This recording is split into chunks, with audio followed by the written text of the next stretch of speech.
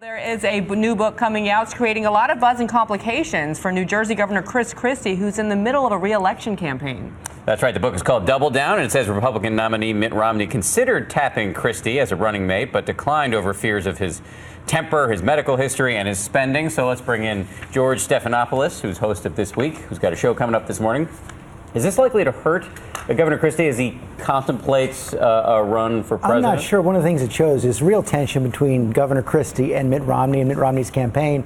But Christie is the future. Mitt Romney's campaign is the past. Now, they did leak all kinds of information from his vetting file. It was pretty clear from this book that Governor Romney had a lot of questions about Christie. Said he was, always showing up late to events, was arrogant, even made fun of his weight.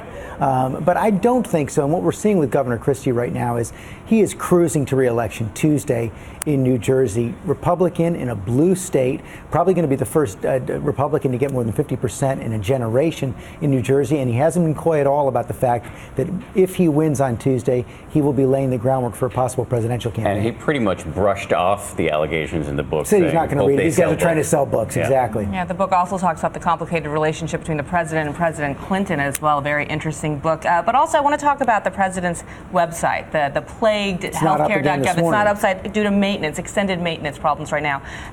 This is starting to affect the president in the polls. Oh, no question about it. His approval rating right now, 42%, lowest approval rating of his second term so far, and it's been dropping all through this month. And it fits into a pattern of stories right now that the president isn't in control. He didn't know about the NSA spying on his allies. He wasn't aware of the problems with the website. This is something the White House is going to have to turn around.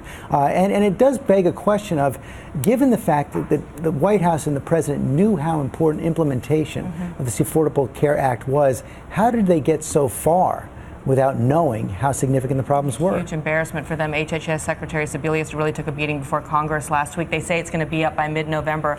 If that doesn't happen, how much trouble is he in? I think they're going to have to delay some of the requirements of the Affordable Care Act, but they insist, the White House insists that they are making progress on these problems, and the website problems will be fixed by the end of November. This among many other topics we'll be covering on the show coming up. Thank you, George. Thanks, George. And be sure to tune into This Week with George Stephanopoulos later this morning. George goes one-on-one with White House Senior Advisor Dan Pfeiffer and Republican Senator Rand Paul.